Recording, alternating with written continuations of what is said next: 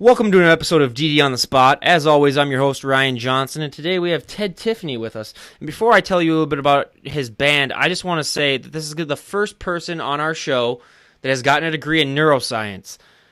How the hell did you manage to pull that off and still be in a band? How did that work out? Why don't you tell us a little bit about that, first of all?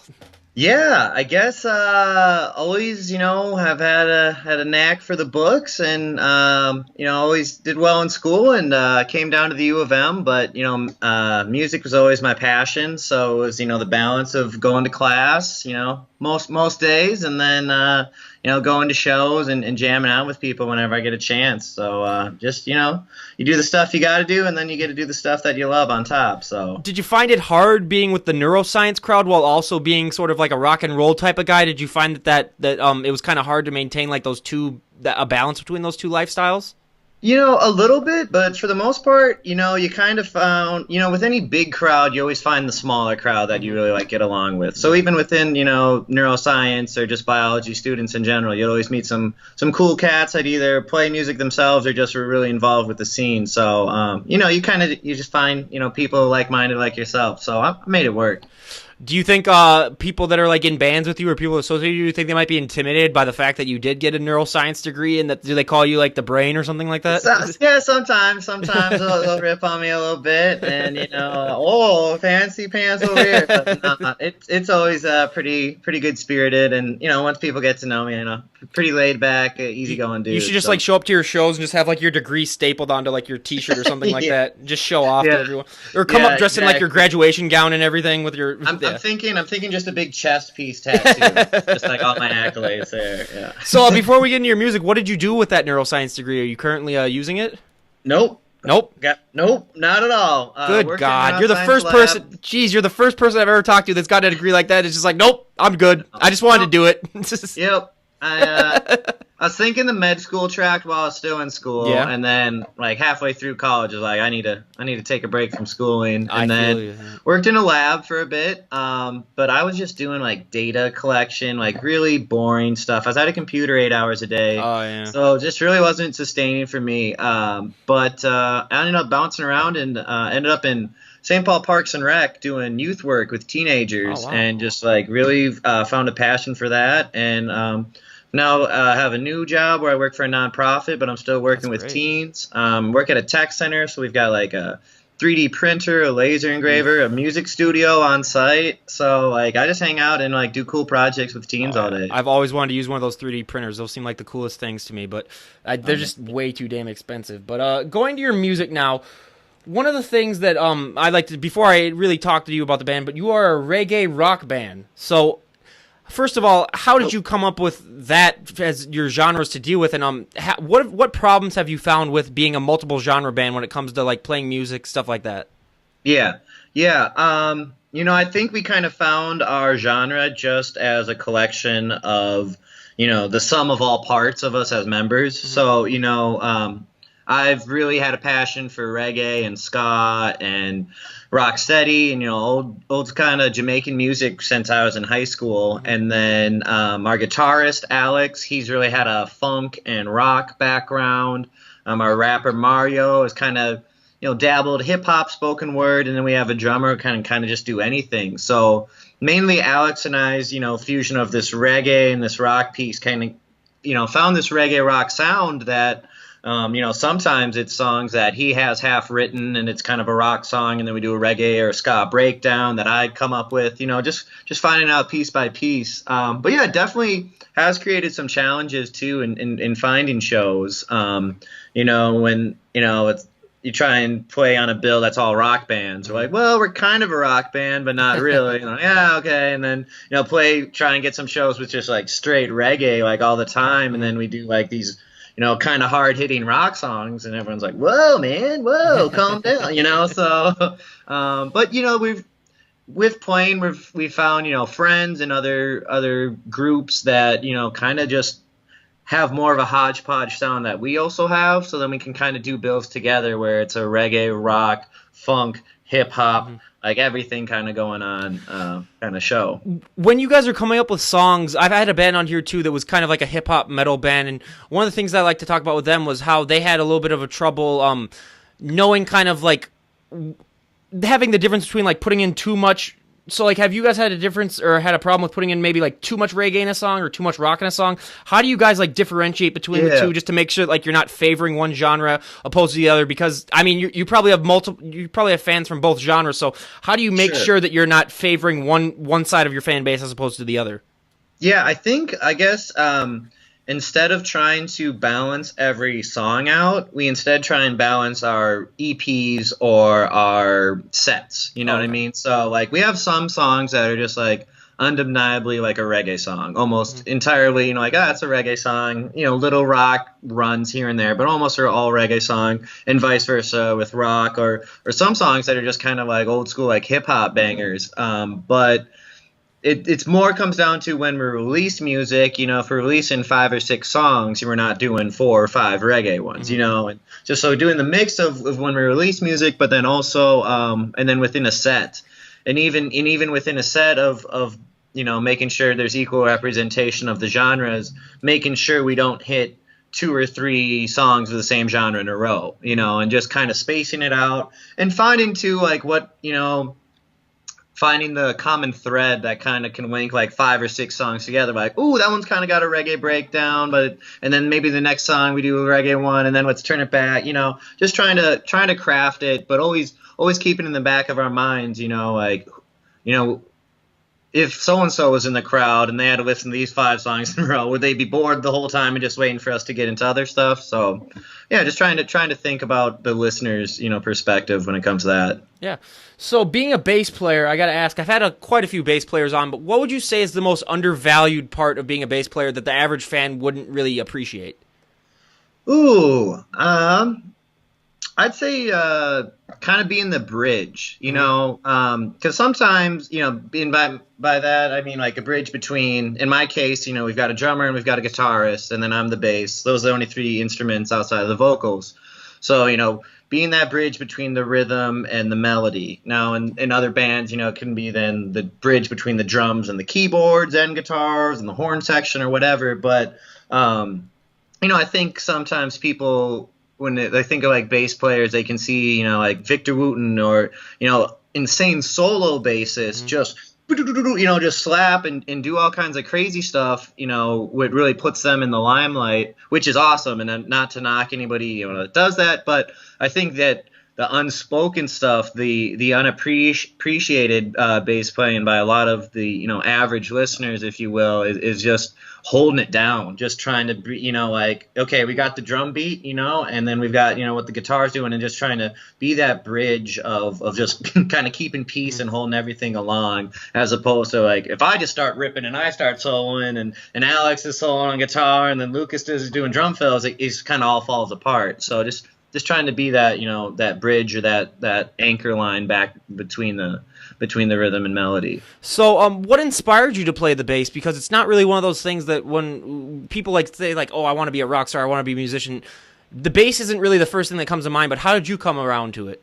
Yeah, definitely wasn't mine either. I was in high school. I was about 14 or 15 years old, and I had borrowed a buddy's guitar and started, you know, jamming a couple months, and then I could play the intro riff to Sweet Child of Mine by Guns N' Roses. I was like, all right. So I showed it to my friend, and he's like, oh, cool. Me and my other buddy, we're starting a band. We both play guitar. You play bass now. And I was like, oh, okay. and I, you know, I was like, oh, okay, I'll get back to guitar eventually. And I still dabble a guitar a little bit, but once I started playing bass consistently, I realized, you know, I had a knack for it more. Also kind of fits my personality. I'm not a front man. I'm not really trying to demand attention from people. I'm not trying to shred in people's faces. I'm trying to, you know, kind of be in the background and kind of, like I said, just like hold it down. And I don't know, I've especially with reggae music too, I've come to realize, you know, a lot of time it's the simple offbeat guitar and then maybe a lead guitar doing solo, but the bass line kind of really dictates where the song is going to go and kind of the general feel to it. So, you know, it's weird. I get to, it's for me, best of both worlds. I'm not shoved in the spotlight and, you know, feel the need to, you know, show off, but then I also have a large say in how the song goes. And I also try and make more of more of a difference in songwriting and kind of the behind the scenes stuff. So for me, it works out, and I can, like I said, I play guitar here and there, but I know bass is always going to be the instrument of choice for me. As the bass player, how much input do you have when it comes to songwriting and to how the melody goes? How much does you personally have into the input of the songs? Yeah, in Vibe Corp, my current band, the Vibration Corporation, I'd say I have a great deal of voice in the band and in songwriting, and even decisions when it comes to album artwork and stuff like that. The other three guys in the band are good friends of mine and respect my decisions, but also I've had a little more experience playing music than some of the other members, so that there's that. But also, it's again with this genre bending, melting pot of a band that we are. At first, when we started, it was like almost finished songs were brought to band practice, and then everybody else kind of learned of it, and that worked for a certain degree. But now it's our method of songwriting is, either Alex will come with like a guitar riff or a chord progression, and he'll be like, here's something, and I maybe have some lyrics written out, but let's just, figure out the rest of it together. Or I'll come up with a bass line and some little things, and doing that method and then patching it together has allowed us to create songs that feel more our style. It feels like, oh, this is, our mix of back and forth. But it also does a good job of, I think it elevates our quality overall, because it's not one person's, idea that then is shoved upon others. It's we all come up with the stuff together. And a lot of times, I don't sing at all. There are lyrics that I've written for the band that others sing and use. So it's kind of, we've found that our best strategy for songwriting is just to do it collaboratively. Yeah. So going a little bit back to your like neuroscience background, obviously that exposed you to like a wide range of vocabulary of like different words and all that type of stuff. Do you think that has helped you maybe lyrically? I mean, come up with maybe like clever words to use or like clever lyrics to come up with? Do you think that has overall helped you guys? Yeah, I think so. And even if it's not necessarily a vocabulary thing, a way of thinking about ideas. In addition to my neuroscience major, I was also a philosophy major. Oh, wow, so yeah. that always, that's, a whole nother rabbit hole of ideas. So, but, one thing that through especially my neuroscience background, and then just being now, a young adult, I'm 27, and being in the music scene and talking with others, behind the scenes, it's also made me put a perspective of looking through the lens of mental health and how that affects people's musics and also just how they live. Mm-hmm. So we have a song that we just wrote a couple months ago called Your Brain Is Not Your Friend, and it's kind of about like anxieties and just not that push in the back of your brain, like, oh, I just got to do one more thing and then I'll be okay. Like I got to finish it. Oh, but then when you get that one, oh, I just got to do one more thing. And just to, and other artists, especially will talk about that, especially like in alternative music. But, there's not a lot of like reggae songs that talk about anxiety. Most of the time it's just like, oh, everything's chill, everything's cool. So yeah, that my background in that, and just again, that combined with my past experience in the last few years has definitely affected our songwriting process. So, and then one of the things that we also like to talk about too is kind of like how you need to be able to like persevere and kind of have that can-do attitude in music, and you also have to be really, really kind of a people person in order to be like in a successful band, or you really have to be able to like compromise and have that back and forth attitude. And also with your neuroscience background, has that helped you kind of especially with maybe like your and philosophy, has that maybe helped you with like your ability to read people in order to better be able to get along with them well? And I mean, it's a skill that you need greatly, especially if you're in a band. Do you find that that's also helped you in your personal relationships and how it has helped with band work as well? Oh, absolutely.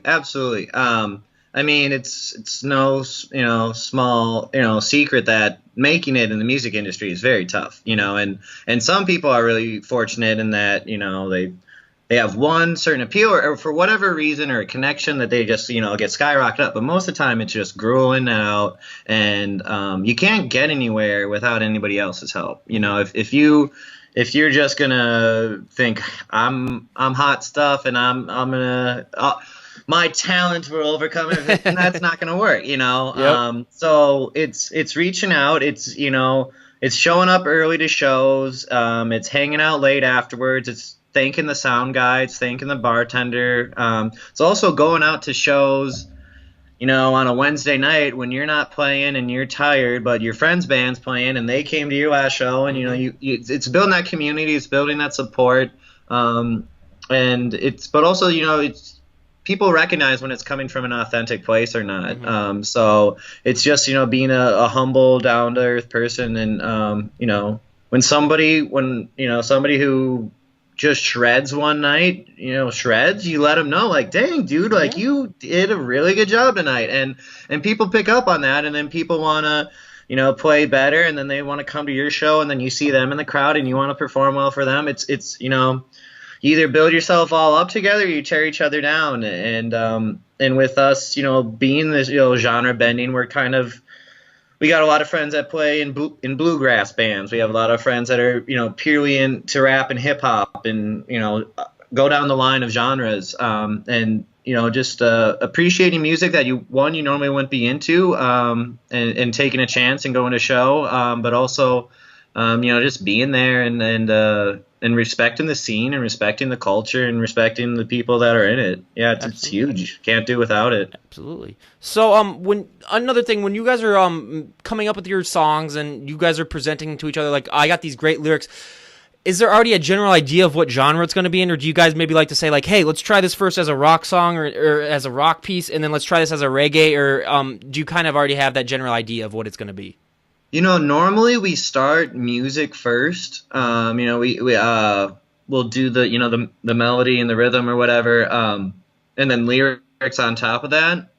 Now, sometimes Alex will have like a chorus. You know, he's our lead singer, and he'll have like a chorus in mind, or even sometimes like a verse. But most of the time, he'll come with a song half written, and we'll figure out the music first, and then we usually, you know, play the song, you know, 20, 30 minutes and think, like, what does this remind us of? What does this music make us feel, you know? And usually the music naturally falls into a genre, and then from there we come up with the lyrics. And then once we've got the song somewhat kind of down musically, then we'll play it again, like another like half hour, 45 minutes, and then Mario, our rapper, he'll just sit down. He'll like post up, and we'll just keep playing it over and over and again, which, you know, helps us solidify it in our mind what we're doing as musicians. But also then that's when he can't just like, or I shouldn't say can't, but does his preferred method of writing is not to, you know, write something and then find a piece of music and then fit it to it. He prefers, you know, let this music come, you know, together organically, and then he'll fit the lyrics that matches what he gets from the music, which I think gives it kind of that more, I don't know, hard-hitting feel, as opposed to like he's got these poems and he's just projecting it, you know, as background, you know. So yeah, that's our method. Yeah. So the big thing that we also like to talk about here is performing live, kind of like the high that it gives musicians, and how just how that feels personally, because most people that you talk to will never ever get to experience that sort of high of kind of, you know, you guys practice your ass off a lot. You practice a song a million times, and then you're finally able to like perform it live and just get a vibe off of it. To you, what is that feeling like to you personally? For me, I always have a little bit of anxiety, especially for big shows, leading up to it. So it's that build up, you know, right? You're thinking about it throughout the day a little bit. Then you get to the venue, you're like, oh, all right, here we go. Getting set up on stage. It's kind of that slow build. And then when I'm on stage, it usually takes me like 3 or 4 songs where I like sink in, and I'm like, okay, here I am. I'm doing it. I got this. And then it's focused. You know, I'm thinking about what I'm doing. I'm thinking about what notes I'm playing, but also what kind of persona I'm projecting on stage. But it's kind of a little bit of a, I don't know, not out of body experience, but, you know, like you're in it. You're in the moment. You're kind of going along with it. And then, you know, you'll play your set, maybe play an encore. You're still riding that adrenaline. And then as soon as it's, you know, you play your last song, you kind of look around, and then it's just, my biggest thing is just making eye contact with all my bandmates, and then that's like this big grin gets on my face, like, all right, we did it. And then it's just a wave of like calm and like accomplishment. And yeah, it's this great high that I don't experience anywhere else. I played sports as a kid, never really got that rush that I do out of playing live music. And when I was in high school, I was in a cover band, did all covers, and that was cool. But now it's that I'm, doing original music. It's just like, oh man, I created this. Like, this is something that was born out of nothing but me and my bandmates, creativity. So that it adds that extra value of like accomplishment and like, I did it. And then, you tear down your gear, you haul it out to your car, and then you hang around the bar and have a few more beers with your buds and exchange sweaty hugs. And, that to me, it's the come down off that high of performing. It's why we do it. I mean, we pay more money than money we make to, be in a band right now, with gear and rental space and merch and all that, we're in the red, and we don't do it as like, oh, one day this investment will pay off and then we'll be millionaires. It's, we do it for that high, that those warm fuzzies of getting done with a killer set and playing in front of your friends. Like, nothing beats it. Yeah. So one thing I've always wanted to know, and this is going to be a question that no one else here has ever heard before, but how do you determine to give an encore or not? Is there like a certain, do you guys have it like predetermined sometimes, or is it kind of just based off the audience reaction? How do you guys decide if you're going to do an encore, and do you decide sometimes before you even start to play? Yeah, sometimes we do. A lot of times we'll craft the set with like, all right, here are the 12 songs we're for sure going to play, and if they ask for an encore, we'll do this one. Other times it's like, we're definitely going to do an encore no matter what. Like, other times though, the whiskey and the beer is flowing, and then you say, hey, we're not going to do an encore, and then the crowd hypes you up, and then you're like, well, shit, we played all our good songs, and then you fall back and like, we'll just do this one. And so it's kind of a mix up, but most of the time we try and craft it with like, all right, we for sure want to play all these songs, still leave one pretty good song that we feel good about as an encore, and then keep that in the back pocket. So what was your first concert like, just overall in music? We love to hear first concert stories. I mean, what was it like? Did you have any good fond memories, or what happened? My first concert, I did not like at all. I was maybe 6th grade or 7th grade, and my aunt bought us tickets to see Rod Stewart at the XL Energy Center. And I knew like one Rod Stewart song going into it. It was at the XL, I'm a little kid, well, not super small, but, we are still out till like 11 p.m., he did like his first set was like kind of rock. The second half, he like came out in a suit and did like ballroom stuff. I was just like not about it. And that was my first live music experience. And I was like, all right, cool. I don't need to go to a concert ever again. That was my mentality. Yeah. But my second concert was when I was in 17, and I went and saw Slightly Stupid over in Fargo, who are a reggae rock group from California. I was huge fans of them. Got there early, and I'm getting to meet like almost all of the whole band. Wow. They like got to see their instruments. Like, got to kick it with them. It was polar opposite. I was on such a high from that show, and they played a great show. I got to meet them beforehand, say bye to them afterwards. And they were just super cool guys, amazing musicians, but so down to earth. And then after that, I was like, okay, live music is where it's at. And then I've been a regular attendee of concerts ever since. What about your first show as a performer? What was that like? I would have been about 16. I'm from a small town in northern Minnesota called Park Rapids, and we're in a cover band called Sticky Situation, and we played at like a bar, classic northern bars called the Whitetail Tavern. It's about as northern as it gets. Yeah. My rhythm guitarist, his dad was in like a hard rock band, and they were playing there, and they let us open up for them and do like 5 songs. And our first song was Lit by My Own Worst Enemy by the band Lit. Yep. And then I think we closed with All the Small Things by Blink-182. Classic. And yeah, it was. No, it was a good time. I mean, it was like, kind of the feelings I still get today, but just even more amplified, of just sweating bullets, just so nervous to perform. All the cute girls from our high school were there. It was just like so much. Like, oh man. And then once finally got done with the last song, I was like, okay, what do we do next?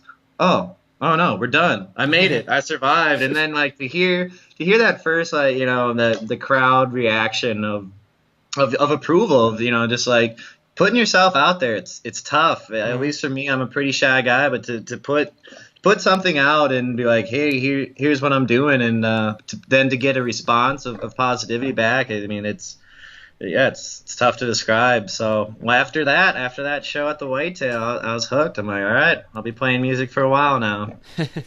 All right. So now we're going to this part of the podcast. It's kind of like an inside the actor's studio. I mean, everyone who's listened to this before is familiar with the concept. I ask you some questions. I keep a little tally, and then once I reach a certain amount of episodes, I'll probably just tally it up and see what we got. But the first question is, out of all the songs that have ever been written in the history of music, what is one song that you personally wish you had wrote yourself? Ooh.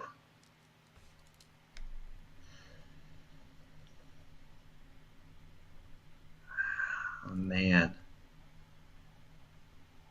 It's gotta be Bohemian Rhapsody. For me, it's the best written song ever. I mean, it's the changes, everything going on, the lyricism, it's the best. That for the audience members paying attention right now is the second time we've had someone mention Bohemian Rhapsody. That's the first song that we've had 2 mentions from. So far that is in the lead. But yeah, Bohemian Rhapsody, I mean, just how they come. The guy that I had literally just on the podcast earlier was talking about how Freddie Mercury was just such an inspiration to him, and I mean he just highlights so much of that song, and just how they came up with that. It's basically 3 different songs if you think about it. Yeah. And it's just And oh man, I mean, it's 3 just one of those songs at that. Yeah, it's just one of those songs where it's I mean, we really could talk about it for the whole podcast, but it's just a mind bending song. But that's for sure definitely one song that I wish I came up with too. And then for our next question, we got, out of all the artists that have ever lived, dead or alive, it doesn't matter. You can choose dead or alive. It doesn't. If you could play one song with any artist, who would it be and why? Or I mean, one concert with. To play one concert Yeah, with them? yeah. Okay. I would play Bradley Nowell from Sublime. Bradley Nowell. Sublime's my favorite band. Love their music. And Bradley, from any interviews I've had with, I've seen of him, just seems like the chillest dude ever. So if I could play bass with Bradley fronting and Lou Dog on the side, run around, I mean, that's the dream for me right there. All right, that's great. So, out of all the venues on the planet, if you had your choice to play at one venue, just I don't know how many amount of times, for this I'll just say for one time, if you had a chance to play at any venue, what venue would you choose and why?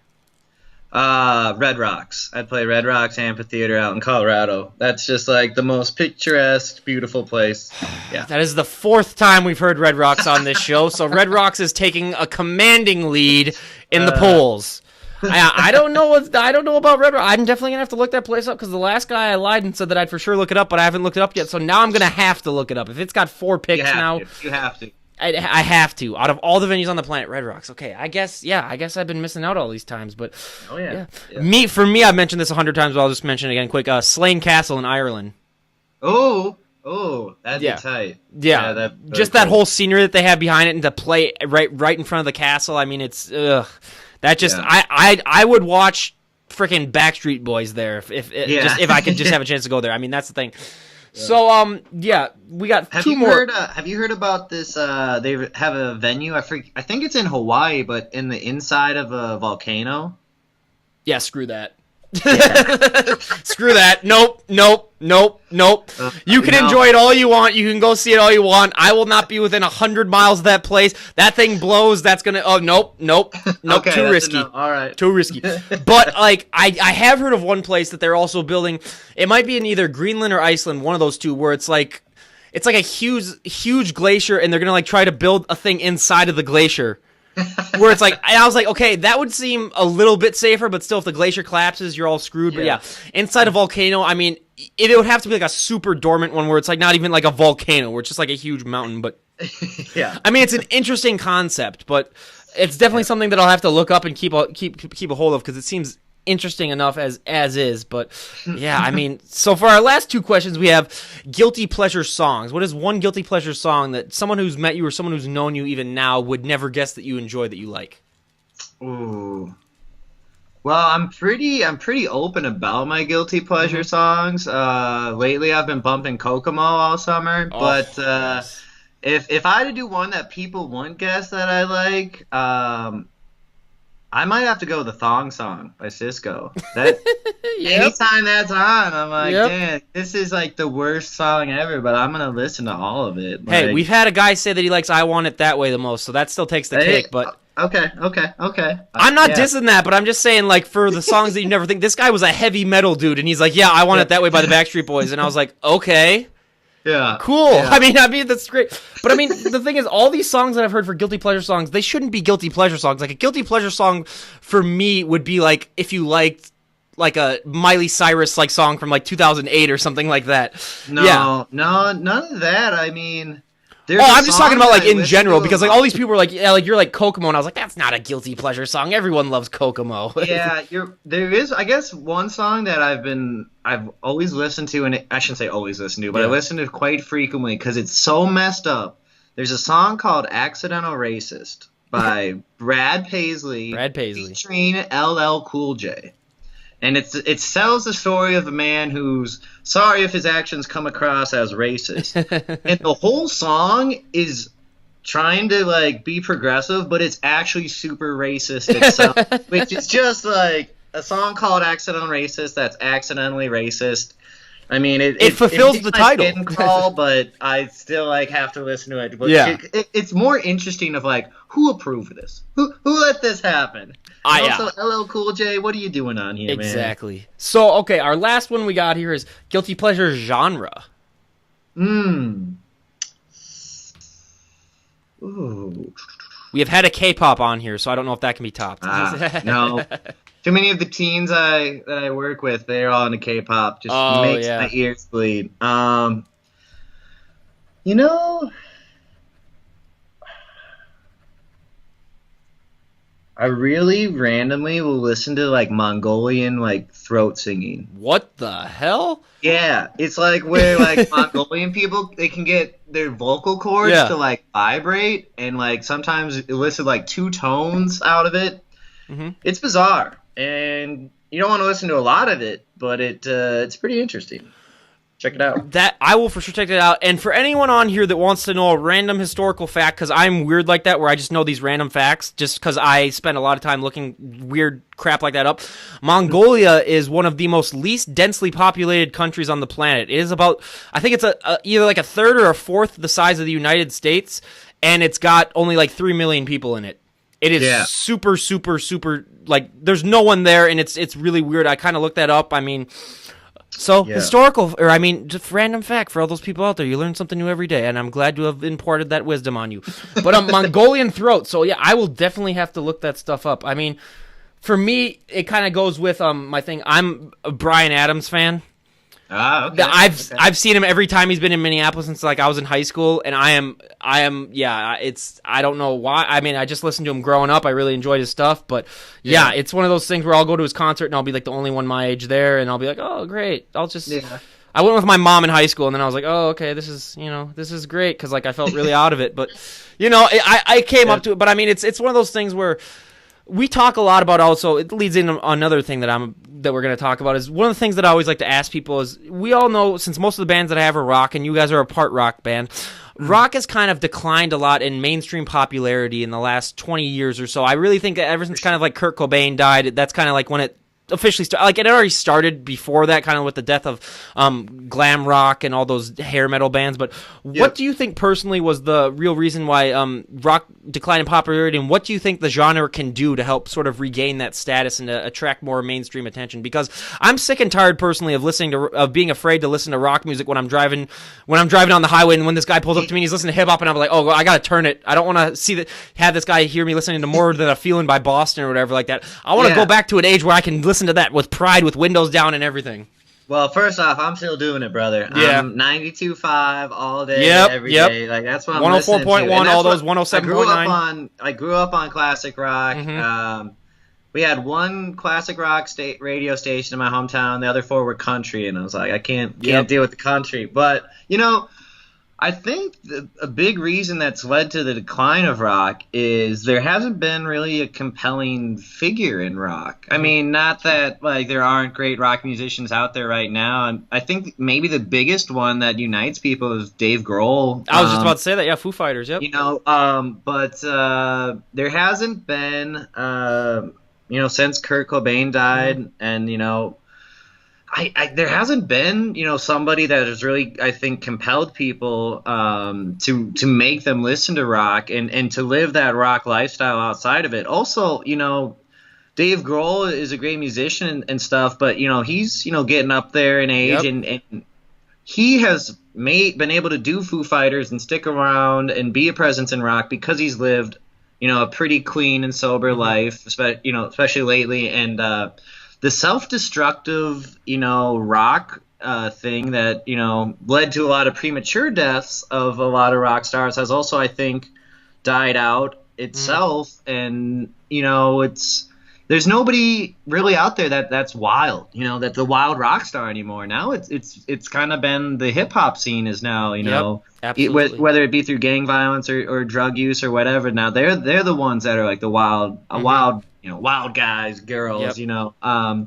So, now it's rock is trying to use the tools of hip hop and pop and to make really polished, clean sounding music for the most part, especially mainstream rock. I mean, you get shit like Imagine Dragons and stuff, and it's, just super processed and all that. I couldn't tell you a single member of their band, and me neither. Outside of, Dave Grohl, I couldn't tell you any big rock star. I mean, Jack White, kinda, it's just, I don't know.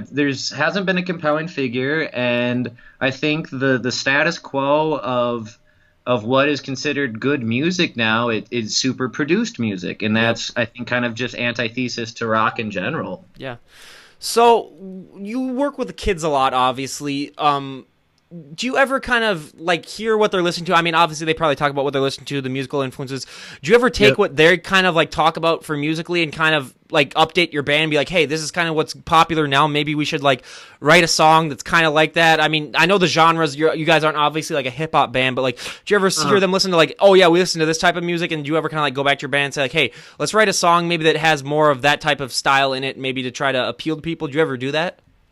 Not really. It's too big of a jump. Most of the stuff that kids listen to, it's pretty, it's a vocalist and then a team of producers. Auto-tuned, yep. Yeah, so if anything, I work with teens, and then our rapper Mario, he also works with teens.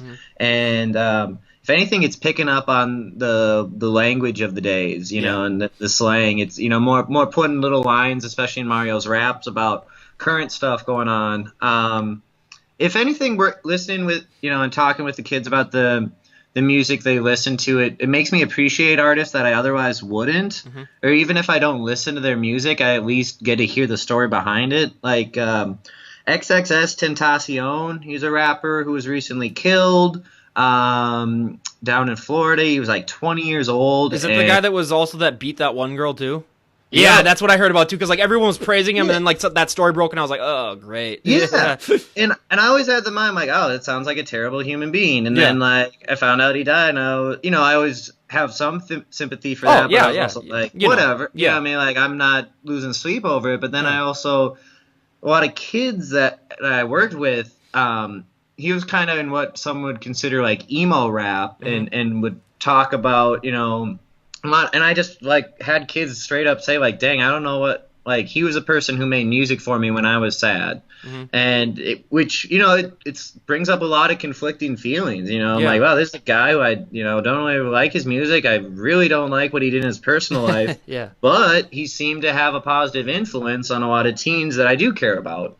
So it just if anything hasn't affected me musically, but it also has made me just, just think more as a person, and yeah. I obviously think like I'm never going to compare this guy in anywhere near Kurt Cobain when it came to influence and what he did overall to music, but it kind of seems like the way you're describing is kind of like how the older generation thought when like Kurt Cobain died, and how the young kids really the older crowd had no idea what the appeal was to his type of music because they were just raised differently with different style of music. But like the kids growing up, like I said, he was the perfect artist at the perfect time in the perfect place to really change something. But I can imagine that like the way that those kids are feeling now is maybe how the kids were feeling when Kurt Cobain. Well, obviously not on the same level because obviously this guy wasn't a 1/100th as famous as Kurt Cobain was, but still just the overall impact. I mean, I think every generation has that. I mean, the generation before that had it probably when John Lennon died, and then the generation before that with Elvis. I mean, it's a never-ending cycle. But I mean, just finding that talent with this with this day and age technology-wise, I think it's a lot easier for bands to get exposure. And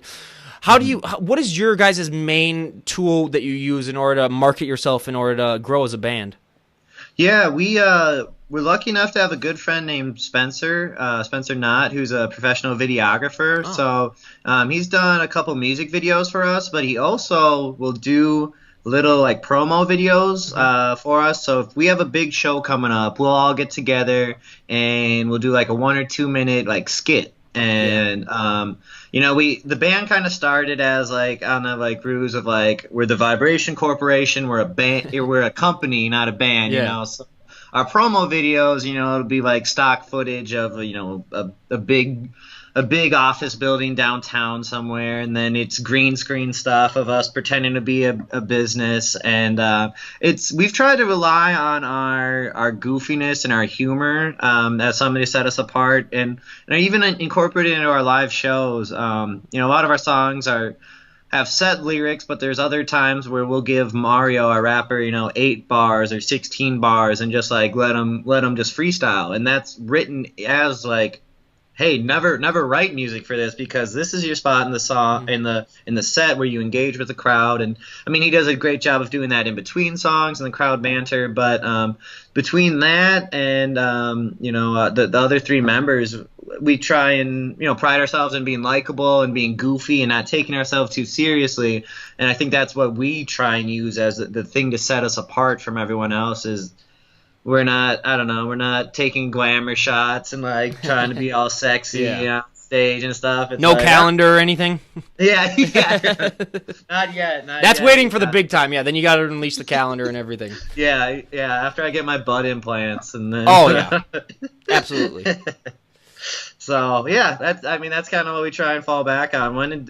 If it's between being respected and having fun, we're going to choose to have fun every time. So. That is a rock and roll attitude too, and I just think that we need more of that, especially in the way that music is currently. I mean, it's one of those things where unless it's a super pop song, I mean, I will probably never even listen to it just because but I do feel that rock can start to make a comeback. It just really needs to just have that one artist that just boosts it all up and just brings it back. But I'm waiting patiently for that to occur. But where can people find your guys' music? I mean, do you have it on YouTube? Do you have it on Spotify, iTunes? Where could they find it? YouTube and Spotify are going to be your best bets. Vibe Corp, VIBE CORP period. We're also on Facebook, where you can catch Vibe Corp or the Vibration Corporation. Either one, you'll find us. That's going to be your best bet for finding shows coming up. And but our new music, we just released a single about a month ago called Got It Going On. That's on Spotify. One of the teens from my tech center made a cool music video for us, and that's on YouTube. So, but yeah, we're playing Finnegan's Tap Room this Tuesday, July 24th. We've got a few other shows coming up in the near future, but find us on Facebook to catch us live and check us out on Spotify. What time is that show at Finnegan's Tap Room? It's going to be 8 to 9:30. It's at Finnegan's new tap room, downtown Minneapolis. No cover, $2 off pints. Be a good time. We just played there last Tuesday. My schedule to see if I have. Yeah, I got a podcast at 7, but I should be done by about 7:45. So I mean, I might have to stop by and catch you guys at the end of your set. Hell yeah, brother. That'd be great. For sure. So yeah, that definitely sounds good. I mean, everyone, Finnegan's Tap Room. I mean, this will be released a few days before that, so hopefully they can get some out there. But again, Finnegan's Tap Room on this coming Tuesday, July 24th, from 8 to 9:30. You can see Vibe Corp play, and I've listened to a few of these guys' songs. They're really, I mean, just the fact they use multiple genres is just good enough to give them a listen in the first place. But they're really trying something new, or they're really trying to bring multiple genres, and I think that that's really recommendable. So I really think that people out there should definitely give these guys a listen to it. And I mean, Ted, it was great talking to you. And I mean, you guys have any promotions that you want to do, any plugs, new music coming out, venues that you're playing at? Give me a shout out. I will definitely mention it on my show. I mean, we love to promote our local artists. And before we go, what would be the last question? What would be one thing of advice you would give to someone who's trying to start their own band? What's the most important thing to you? Keep grinding. Like, put in the work. Put that in personally. Practice your instruments, or your talent or your skill or whatever you're bringing to the group. But more importantly, once you got that group together, you just gotta put in time. You gotta put in time. You gotta play the small shows. Play the shows where you're not going to get paid at all. Play the shows where 10 people are going to be there. Just play. Play as much as you can and practice a bunch. And don't let your ego get in the way. And don't think that just because you have a talent or you have nice gear or whatever that you're gonna make it automatically. You can't. You're not. You just got to put in that work. And I'd say play as often as you can, both shows and practice, and have fun with it too. I mean, like, I know it sounds cheesy, but if you're not having fun, people pick up on that. Your other band members are gonna pick up on it, and you're gonna have a boring practice. If you're not having fun playing live, your audience is gonna see that, and they're not gonna have fun. So just put in the work, but be proud of yourselves and give yourself a chance to appreciate what you're doing. Absolutely. Well, once again, Ted, it was great having you on the show, and everyone check out Vibe Corp. I'll leave a link to all that stuff below. And Ted, I mean, great having you on, and we'll check in with you again sometime soon. We'd love to have you on. I mean, if the whole band would come on too, that'd be great too. You guys are more than welcome. And this is Ryan Johnson. RJ is my nickname, by the way. This will be the first time I mentioned that as well. So you guys have learned multiple things on this podcast. But this is Ryan Johnson on DD on the Spot, signing out. Everyone have a great day.